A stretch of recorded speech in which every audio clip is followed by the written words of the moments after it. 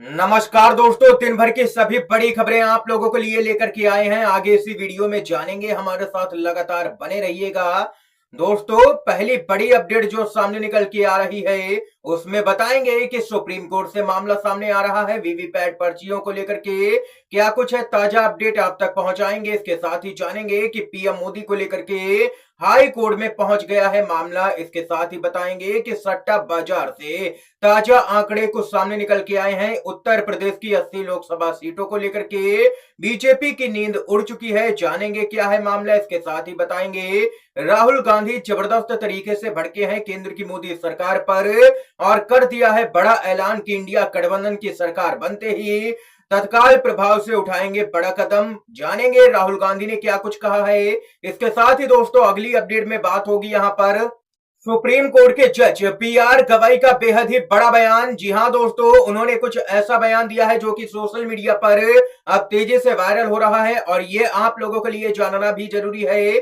खबरों की तरफ बढ़ने से पहले अगर आप लोग हमारे यूट्यूब चैनल पर नए हैं तो चैनल को सब्सक्राइब जरूर ही कीजिएगा और अगर वीडियो पसंद आए तो एक प्यार वाला लाइक जरूर ही कीजिएगा। खबर की तरफ बढ़ते हैं। महत्वपूर्ण समाचार ये आ रहा है कि सिर्फ अंबेडकर की वजह से ही जज बन पाया, ये यहां पर बोले हैं सुप्रीम कोर्ट के जस्टिस बी आर गवाई।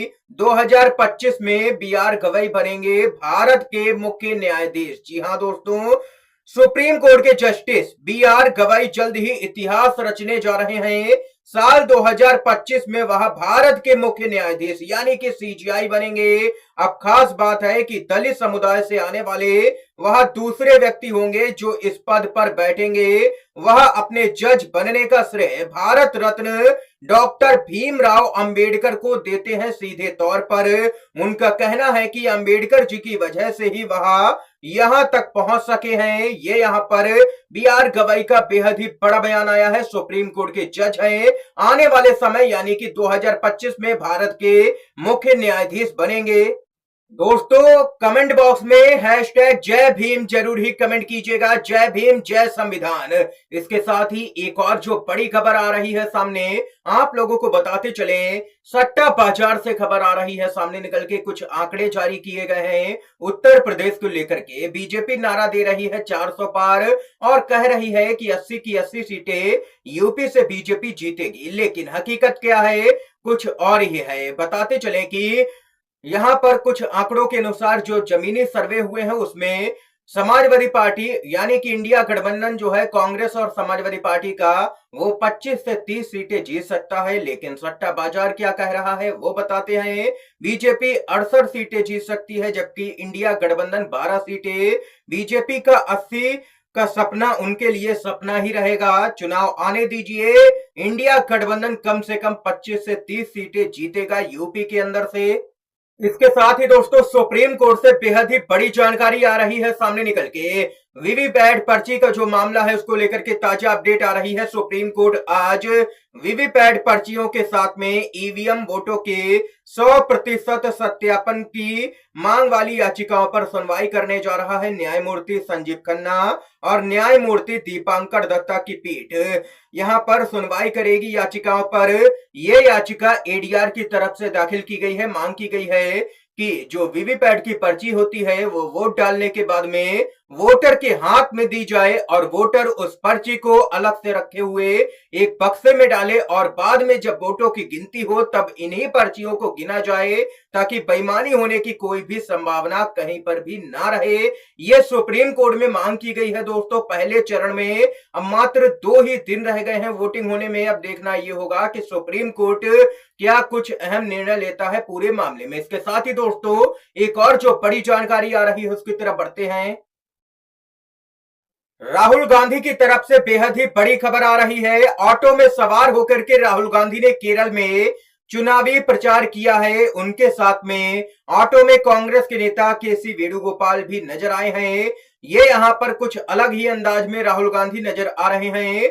जमीनी स्तर पर प्रचार कर रहे हैं। राहुल गांधी ऑटो में सवार होकर के राहुल गांधी ने केरल के अंदर प्रचार किया है। केरल में 20 की 20 सीटें इंडिया गठबंधन जीत रहा है। तमिलनाडु में सभी सीटें इंडिया गठबंधन जीत रहा है, यानी कि दक्षिण से बीजेपी पूरी तरह से साफ नजर आ रही है। ये यहां पर खबर है। इतना ही नहीं, राहुल गांधी ने एक बड़ा बयान भी दिया है ट्विटर के जरिए। उन्होंने यहां पर एक्स पर, यानी कि जो पहले पूर्व में ट्विटर था, उस पर यहां पर एक पोस्ट की है और कहा कि अग्निपथ योजना भारतीय सेना और देश की रक्षा करने का सपना देखने वाले बहादुर युवाओं का अपमान है। ये कहना है राहुल गांधी का। यह भारतीय सेना की नहीं, नरेंद्र मोदी के कार्यालय में बनी योजना है जिसे सेना पर थोप दिया गया है। शहीदों के साथ दो तरह का व्यवहार नहीं किया जा सकता है। हर व्यक्ति जो देश के लिए सर्वोच्च बलिदान देता है उसे शहीद का दर्जा मिलना ही चाहिए। इंडिया की सरकार बनते ही हम इस योजना को तुरंत रद्द कर पुरानी स्थायी भर्ती प्रक्रिया एक बार फिर से लागू करेंगे। ये काफी बड़ा ही यहां पर राहुल गांधी ने ऐलान कर दिया है दोस्तों। कुल मिलाकर के कह सकते हैं राहुल गांधी ने दो टूक कह दिया है कि इंडिया गठबंधन की जैसे ही सरकार बनेगी, पहली ही कैबिनेट मीटिंग में अग्निपथ जो स्कीम है उसको रद्द कर दिया जाएगा इंडिया गठबंधन की तरफ से। ये राहुल गांधी ने यहां पर ऐलान किया है। अगर आप लोग भी राहुल गांधी की बातों से सहमत हैं तो वीडियो को लाइक करके अपना समर्थन भी जरूर ही दर्ज करवाइएगा दोस्तों। इसके साथ ही एक और बड़ी खबर जो आ रही है उसकी तरफ बढ़ते हैं, आप लोगों को बताते चलें। पीएम मोदी को लेकर के बड़ी जानकारी सामने निकल के आ रही है। बताते चले, पीएम मोदी के खिलाफ में हाई कोर्ट में एक याचिका दाखिल की गई है दोस्तों। काफी महत्वपूर्ण याचिका लगाई गई है। धार्मिक देवताओं के नाम पर वोट मांगने के आरोप में प्रधानमंत्री नरेंद्र मोदी को चुनाव से अयोग्य ठहराने के लिए दिल्ली हाई कोर्ट में याचिका दाखिल की गई है एक वकील की तरफ से। यानी कि पीएम मोदी जो धार्मिक आधार पर जनता से वोट मांग रहे हैं, चुनाव आयोग कोई भी कार्रवाई नहीं कर रहा है, इसलिए मजबूरन वकील को अब यहां पर हाई कोर्ट में जाना पड़ा है। लगातार पीएम मोदी धार्मिक मुद्दों को उठा करके चुनावी रैलियां कर रहे हैं, लेकिन फिर भी उन पर कोई भी कार्रवाई नहीं की जा रही है। ये भी बताते चलें कि धार्मिक आधार पर वोट मांगना सीधे तौर पर आदर्श आचार संहिता का खुला उल्लंघन होता है। ऐसे में उस शख्स पर कार्रवाई हो सकती है जो धार्मिक मुद्दे उठा करके वोट मांगता है, लेकिन पीएम मोदी पर चुनाव आयोग कोई भी कार्रवाई करता हुआ नजर ही नहीं आता है। इसके साथ ही एक और अपडेट की तरफ बढ़ते हैं। जानकारी आ रही है दोस्तों तेलंगाना से, जहां पर 15 अगस्त तक माफ कर दिए जाएंगे 2 लाख रुपए तक के सारे ही कृषि लोन। सीएम रेवंत रेड्डी ने बेहद ही बड़ा ऐलान कर दिया है। तेलंगाना के मुख्यमंत्री रेवंत रेड्डी ने घोषणा की है कि 15 अगस्त तक 2 लाख रुपए तक के कृषि लोन माफ कर दिए जाएंगे।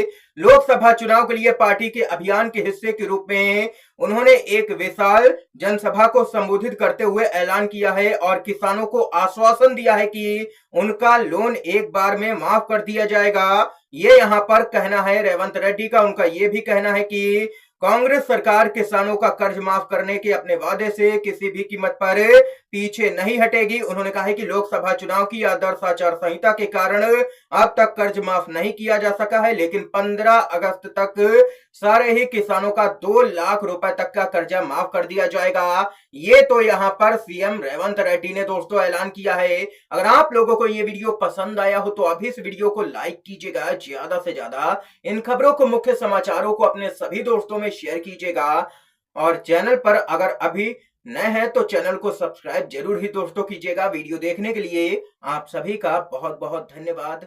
जय हिंद, जय भारत।